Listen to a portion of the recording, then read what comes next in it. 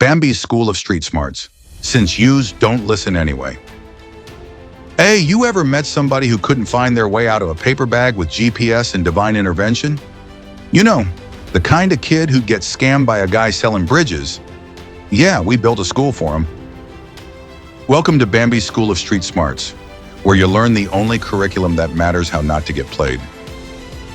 Course List 1, Intro to Common Sense, Beat 101. Learn the basics, like how not to tell strangers online your life story, or how to spot a business opportunity that smells like a pyramid scheme. 2. Advanced BS Detection. Bambi herself teaches you how to sniff out a fake wise guy from 3 boroughs away. Real capos talk less, dress better, and don't live stream their crimes, capiche? 3. Situational Awareness. 202. Learn to read a room, whether it's a sit-down, a live stream, or your cousin's shady poker night. Instructor, Agent Lopez, retired from teaching feds how to keep their heads down. 4. Emotional Armor. 303, taught by Bambi herself. You'll master the art of not reacting when someone tests you, because in this life, whoever loses their cool first, loses. 5. The Hustler's Ethics. 401. Yeah, we got ethics, just our kind of ethics. Don't steal from family, don't bite the hand that feeds you, and for the love of marinara, always pay the guy who prints your flyers. A guy ducking a flying cannoli. A girl checking her surroundings before making a deal. One poor bastard getting yelled at for trusting a dude named Crypto Carmine. Street smarts ain't something you're born with. It's something you earn. That's right. We don't hand out diplomas. We hand out survival instincts. Graduate from here, you ain't just smart. You're unscammable. Enroll now in Bambi's School of Street Smarts. We turn pigeons into pros. Classes fill up fast. Call 1-800-FORGET-ABOUT-IT or visit pizzaversestudios.com smarts. Limited seats, unlimited attitude. Bambi's School of Street Smarts, where common sense gets made.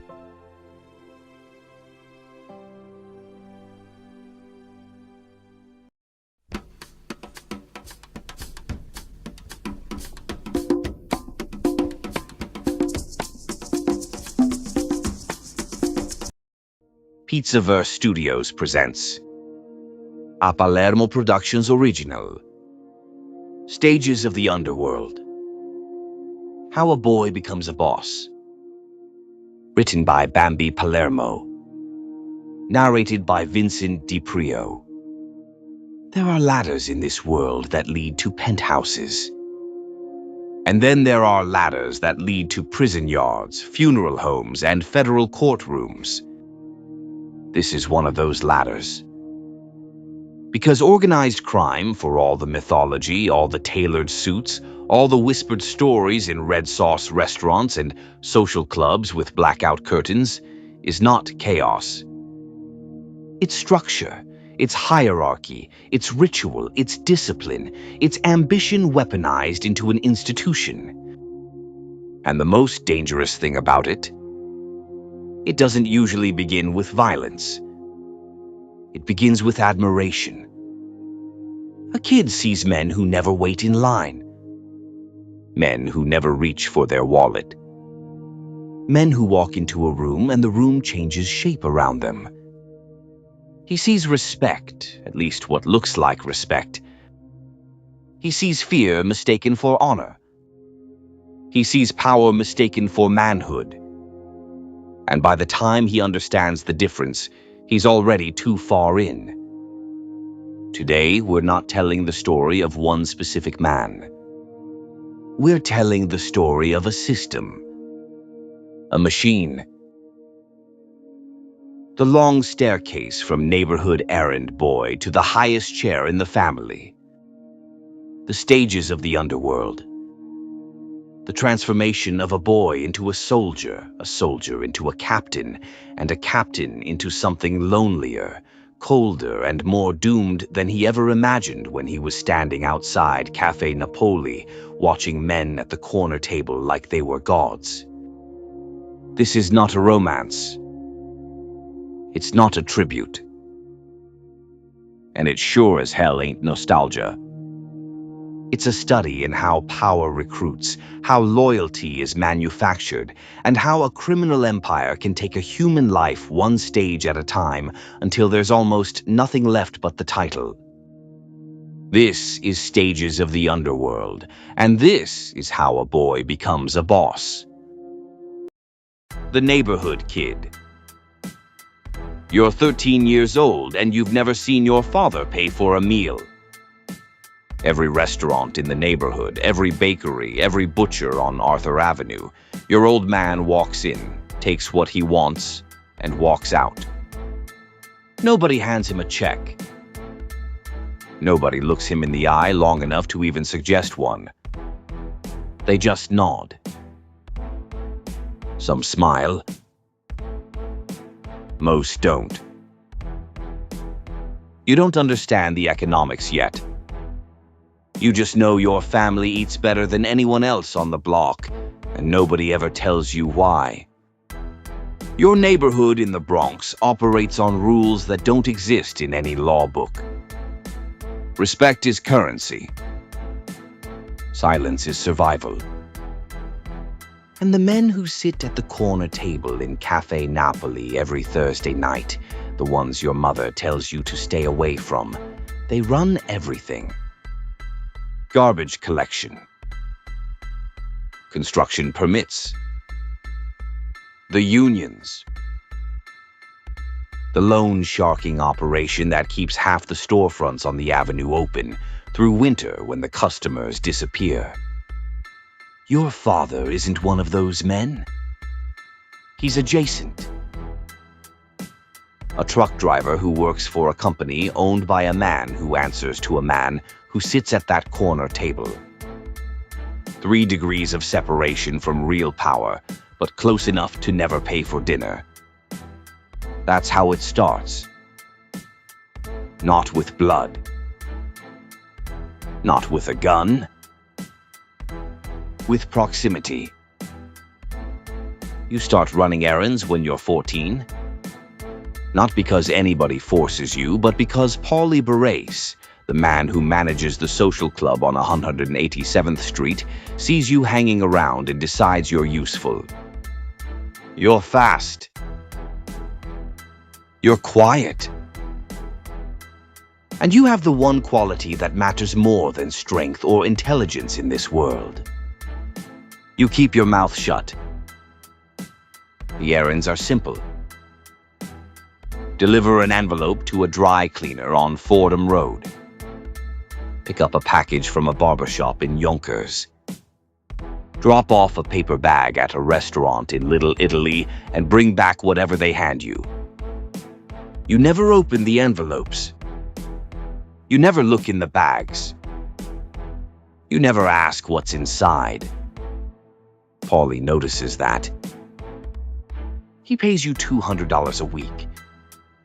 More money than your friends make in a month at their after-school jobs.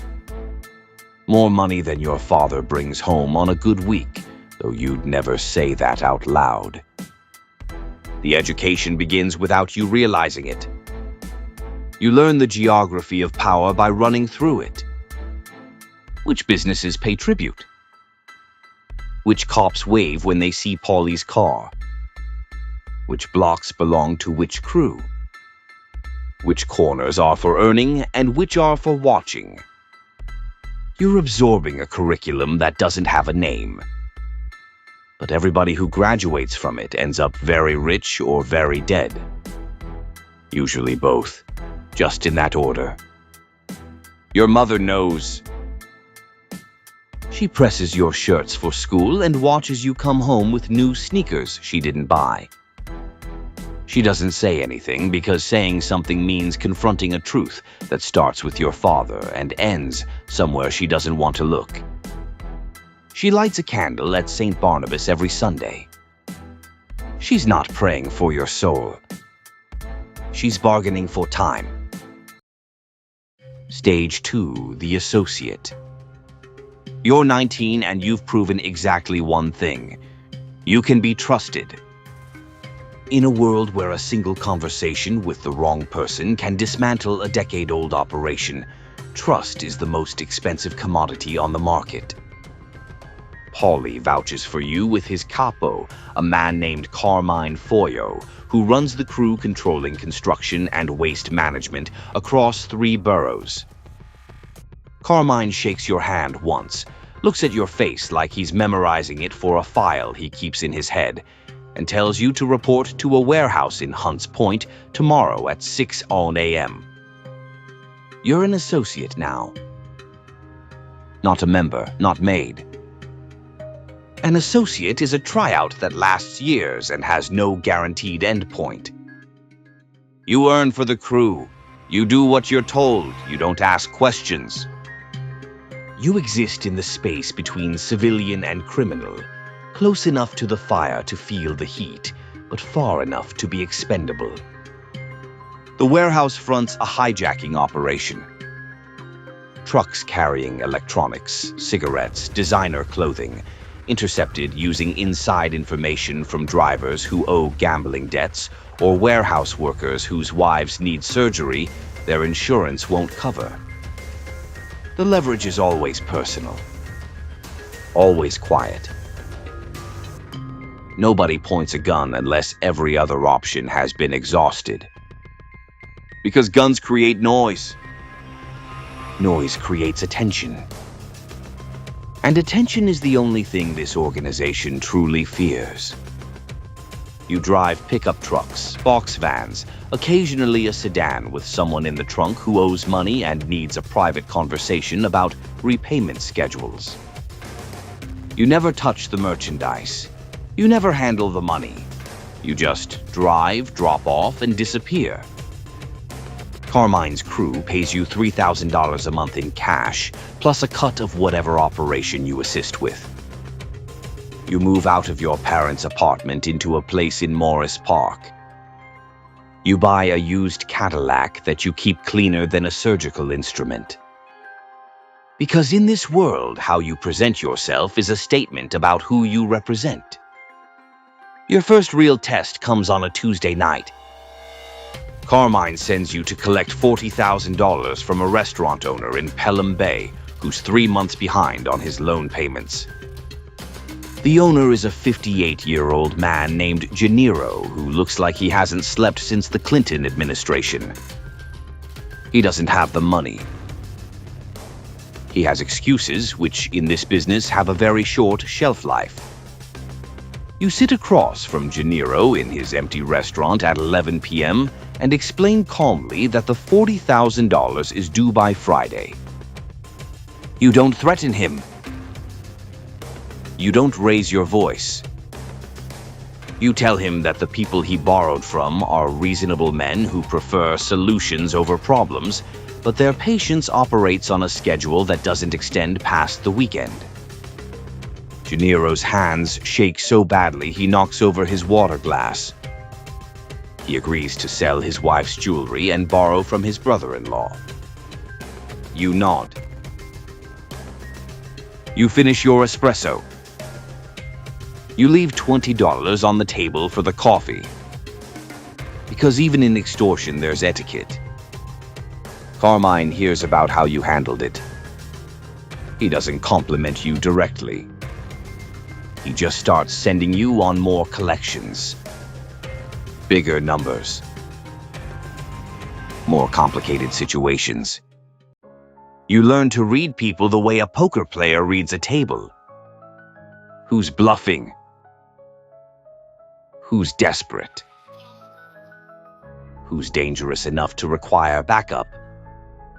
Who's soft enough to fold with the right pressure applied at the right point? You're not muscle. You're a scalpel. And Carmine starts to realize scalpels are rarer than hammers.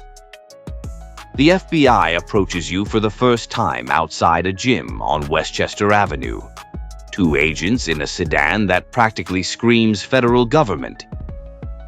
They offer you a choice: cooperate or wait until they build a case that puts you away for 15 years. You look at them with the blank expression you've been practicing since you were 14. You say one sentence. I drive a truck for a waste management company. I don't know what you're talking about. They hand you a business card. You drop it into a storm drain before you reach the corner. That storm drain is also a test. If you'd kept the card, somebody would have seen it. Somebody always sees everything. The soldier. The ceremony is smaller than you expected. A basement in a house in Howard Beach. 6 men. A table with a saint card, a knife, and a pistol. Carmine stands behind you. The boss, a man you've met exactly twice, sits at the head of the table with the expression of somebody who has performed this ritual so many times it has become administrative. They prick your trigger finger. Blood drops onto the saint card. They set it on fire. You hold it in your palm while it burns and repeat the words.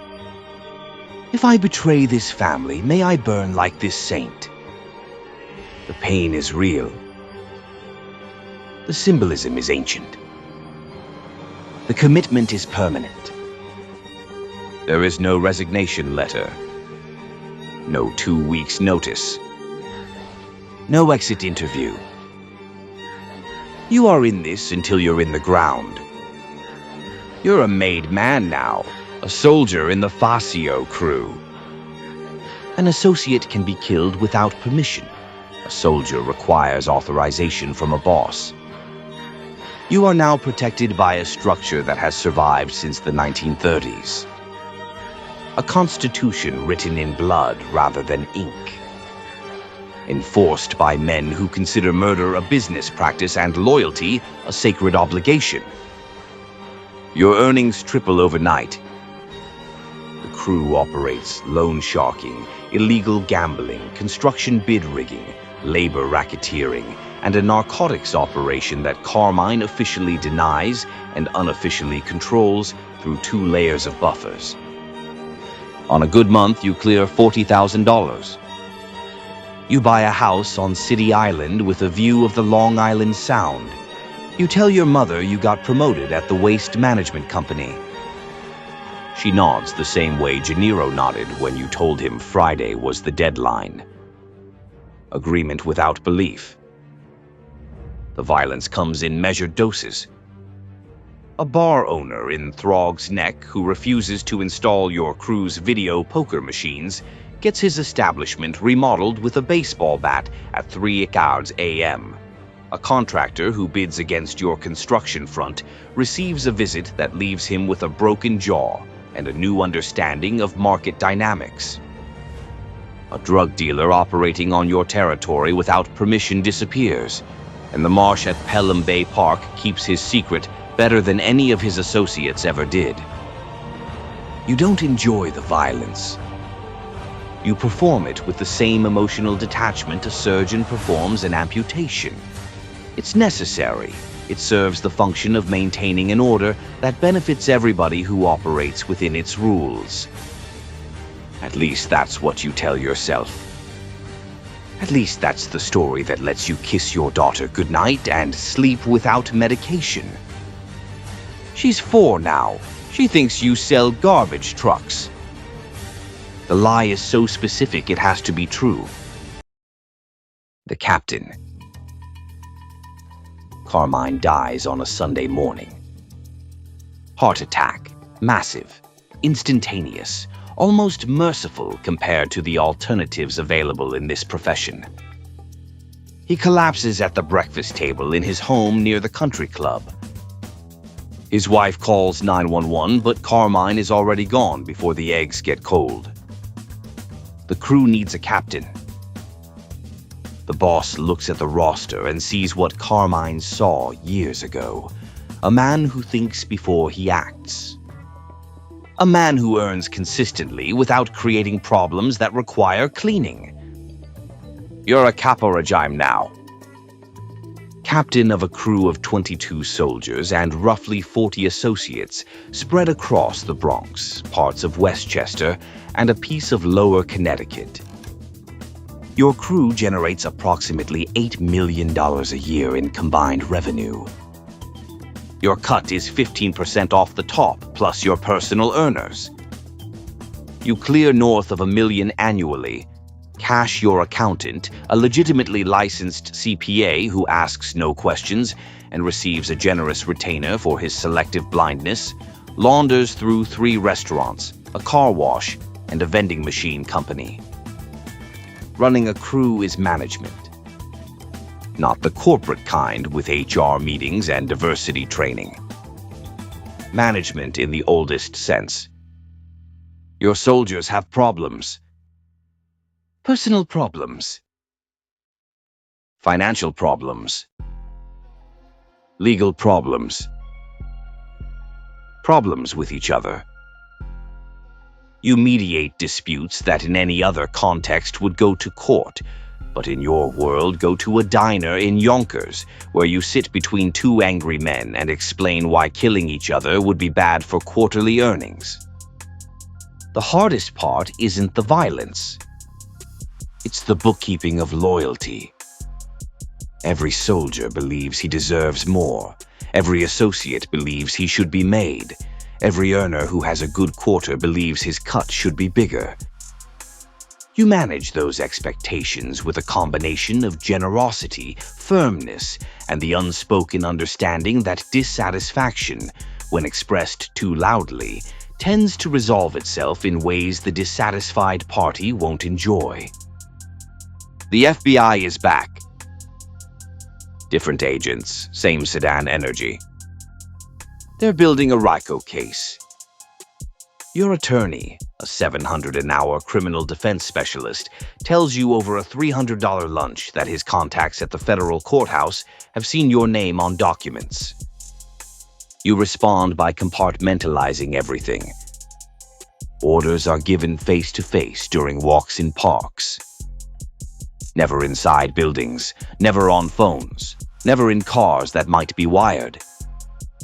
You communicate like it's 1955 because 1955 methods are still the only ones the FBI can't intercept without physically being in the room. At this stage, you stop feeling like a gangster. You start feeling like an executive with a murder budget. And that's when it gets really dangerous. Because the more professional it feels, the easier it is to forget what it actually is. The consigliere. The old consigliere retires at 74 with a slipping mind and deteriorating judgment.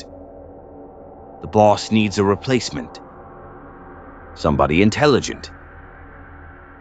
Somebody calm. Somebody who understands both the legal system and the system operating alongside it. You're 52 when the boss calls you to his home in Staten Island and asks you to step down as captain and step up as consigliere, advisor, counselor, the third most powerful position in the family, but the one that operates entirely in the shadows. No crew. No territory. No direct earnings. Instead, you get the boss's ear, influence over every major decision, and the responsibility of keeping a multi-million-dollar criminal enterprise from collapsing under the weight of its own complexity. The consigliere is the family's immune system. When a soldier gets arrested, you coordinate the legal defense. When a business deal needs legitimate structuring, you design the corporate architecture. When 2 crews have a territorial dispute, you arbitrate. When the boss considers war with another family, you present the cost-benefit analysis in human and financial terms and recommend the path that maximizes profit while minimizing exposure. You sit in rooms where men discuss murder the way executives discuss acquisitions. Clinical, numerical, detached. the target generates X in revenue. Eliminating him costs Y in operational risk and Z in law enforcement attention. If Y plus Z exceeds X, the target lives. If not, he becomes a line item to be processed. You've watched the organization evolve from street crime into something resembling a corporation with a body count. The principles are identical. Only the consequences of failure differ. The boss trusts you more than his own children, which is both a privilege and a prison. His son is loud, flashy, drives a Ferrari to meetings, posts photographs of his lifestyle on social media, everything the organization spent 60 years trying to keep quiet. The son broadcasts, "You advise?" And for the first time you realize something ugly. This life doesn't just destroy men with ambition. It also rots dynasties from the inside. You tell the boss twice that his son is a liability. The boss agrees privately and does nothing publicly. Because blood is thicker than strategy. And fathers are weaker than bosses. The underboss. The underboss dies the way most men in this world die. 3 rounds in a parking garage in Midtown. A dispute with another family over control of the garment district, a territory worth $12 million annually. The shooting is professional. No witnesses, no cameras, no evidence beyond 3 shell casings and a body that tells its own story. You're 58 when you become underboss.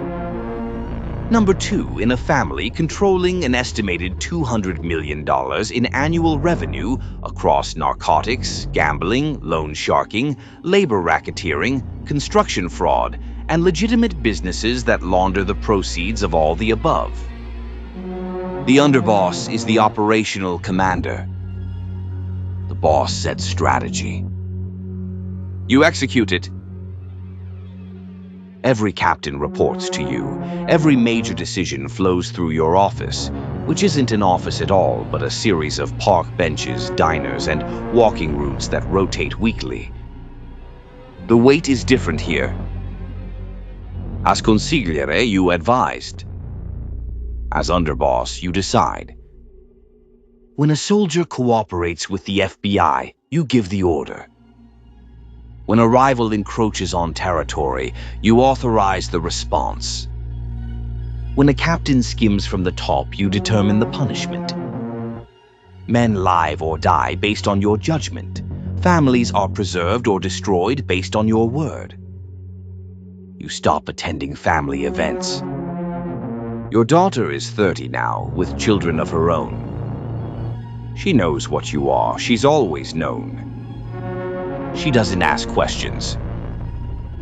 She accepts the house you bought her in Westchester and the life your profession funds. She loves you the way people love dangerous things. Carefully. From a distance.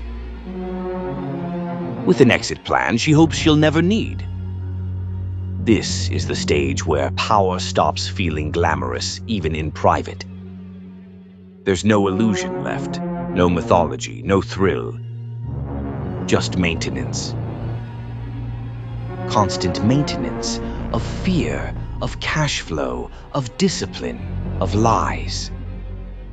And the worst part, everybody below you still envies your position, like a bunch of poor bastards staring up at a burning penthouse and thinking the fire looks warm. The boss. The old boss dies in his sleep at 81. Natural causes. An almost impossible achievement in a profession where the actuarial tables are written in red. He simply goes to bed and doesn't wake up. You're 63. When the captains come to you, there's no vote, no election, just a series of conversations in which every captain acknowledges what everybody already knows. You're the boss now. The Dawn. Head of a family that has operated continuously since 1931, 5 crews, over 100 made men, 3 times that many associates, an empire built on fear, loyalty, commerce, and the fundamental understanding that civilization is a thinner layer than anybody wants to admit. The boss sits at the top of a pyramid designed to protect him from everything except the pyramid itself. Every person below you is simultaneously an asset and a threat. Every captain who smiles is also calculating what the family would look like with somebody else in your chair. Every soldier who swears loyalty has a price at which that loyalty converts to cooperation with the federal government. You trust nobody completely. You trust everybody exactly as much as their self-interest aligns with yours, and not 1 inch beyond. Your days are consumed by decisions that sound mundane but carry lethal consequences. A construction project in New Jersey needing union cooperation. A narcotics shipment from Calabria requiring a distribution network you don't fully control. A captain in Brooklyn earning well but talking too loudly. A politician in Albany who needs campaign funding in exchange for regulatory favors. A federal informant identified inside one of your crews who needs to be managed before his information reaches a grand jury. You manage all of it while maintaining the appearance of a retired businessman who lives quietly on Taut Hill and plays golf on Tuesdays. The IRS sees modest pension income. The FBI sees the most powerful organized crime figure in the northeastern United States. Both versions exist simultaneously, separated by decades of discipline and millions in legal fees. The loneliness is the part nobody warns you about. Not physical loneliness. You have people around you constantly. The existential loneliness of knowing every relationship is contaminated by what you are. Your wife of 38 years loves you, but she has never known you. She knows the man who reads the newspaper and plays with the grandchildren. She doesn't know the man who authorized 6 murders last year and considers it a conservative number. Your grandchildren call you Papa and climb onto your lap without understanding that the lap belongs to a man whose decisions have orphaned other children in other neighborhoods. You're 67 now. Your knees predict weather. Your blood pressure requires 3 medications. The FBI has spent 4 years building a RICO case your attorney calls the most comprehensive he has ever seen. 80 witnesses, 3 cooperating soldiers, financial records stretching back 2 decades. The indictment, when it comes, will be 147 pages long and carry a sentence that exceeds your remaining lifespan. You could run. You have money in accounts the government doesn't know about, in countries that don't extradite, a village in southern Italy, a beach town in Central America. The old boss had the same option and chose to stay. The boss before him chose to stay. They all choose to stay. Because leaving means admitting that everything they built was worth abandoning. And that admission is heavier than any sentence. The indictment arrives on a Thursday morning. Men in windbreakers with 3 yellow letters knock at 6 a.m. Your wife screams. Your attorney is already on the phone. You put on your shoes slowly, the way you do everything now, deliberately measuring each moment because the moments remaining are finite and getting shorter. They walk you to the sedan. Neighbors watch through curtains. The same neighbors who accepted your Christmas gifts, who attended your granddaughter's communion, who benefited from the property values your quiet presence maintained. They watch and say nothing. Because silence, as you taught this neighborhood a long time ago, is the only currency that never loses value. And that's the real story, isn't it? Not the suits. Not the dinners. Not the mythology. The structure.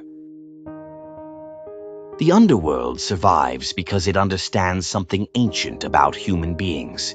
Most people would rather belong to something dangerous than feel powerless in something safe. That's the bait. The neighborhood kid doesn't see prison, he sees status. The associate doesn't see a coffin, he sees money. The soldier doesn't see moral collapse, he sees protection. The captain sees income. The consigliere sees influence. The underboss sees authority.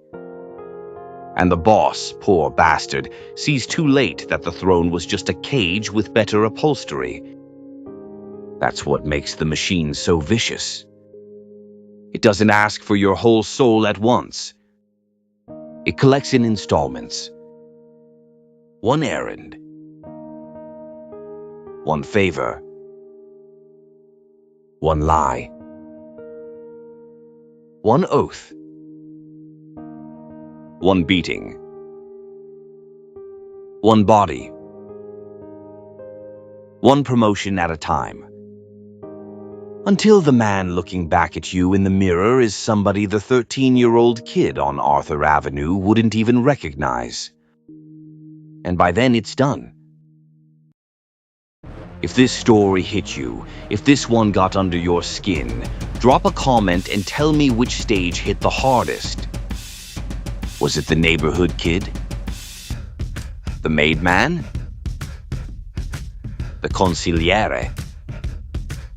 Or that final ride to the federal cage? And if you like deep dives into the psychology, structure, and mythology of organized crime, old world power, and the systems that turn men into ghosts while they're still breathing, subscribe and stay with us. Because more stories are coming. And around here, we don't do fairy tales. We do autopsies. Thank you for watching and supporting the channel. To everybody holding down the Pizzaverse, to the people who show up, listen close, share the work, and keep this thing alive.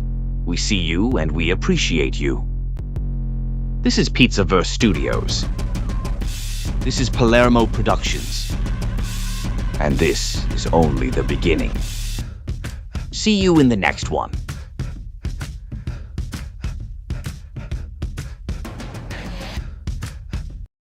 For generations, America has been a country of hard work. Factories, construction sites, family businesses. But every once in a while, you run into a problem. A guy who owes you money. A neighbor who keeps borrowing your tools and never bringing them back. Or that one friend who swears he'll pay you Friday. Every Friday. Well now, you don't need stress. You need solutions. Introducing the Wise Guy Negotiation Kit. The only household product designed to help you handle difficult conversations the old school way. Inside every kit you'll receive the classic conversation table. Perfect for sitting down face to face and reminding people how business works. The favor ledger notebook. Because real professionals never forget who owes what. The serious discussion cigar. Light it up, lean back, and suddenly people start telling the truth. And of course, the deadline reminder baseball bat. Because sometimes people forget their obligations. But wait, there's more. Order today and you'll also receive the emergency alibi generator. Just spin the dial and instantly get classic explanations like, I was at the barber. I was visiting my mother. I never even met that guy. Or the all-time favorite. I don't know nothing about it. Thousands of satisfied customers agree. When someone says they'll pay tomorrow, but tomorrow never comes. There's only one system that works. The Wise Guy Negotiation Kit. Available now. Exclusively from Pizzaverse Studios and Palermo Productions. Because sometimes business requires a little old school motivation.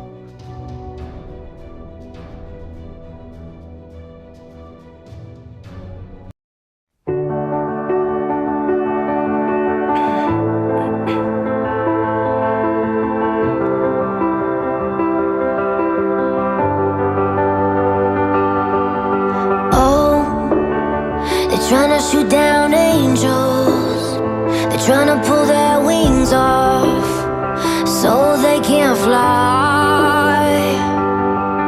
And oh, but she's so brave though, just like a tornado.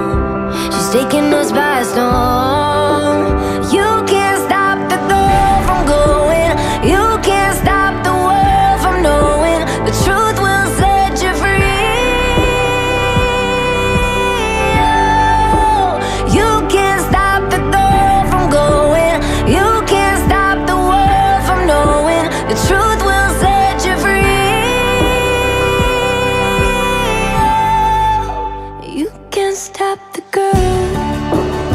They're trying to take our voices, they're trying to make our choices, so we scream loud, loud, loud. And oh, I know you feel the lightning, and it's so exciting, so here we come. You can't stop the girl from going. You can't stop the world from knowing the truth will set you free.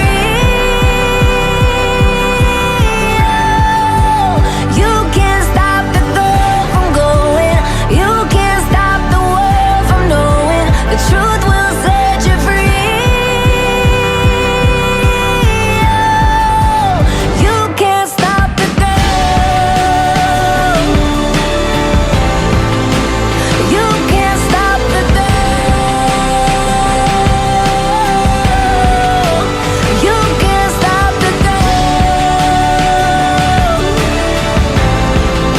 No, you can't stop the girl.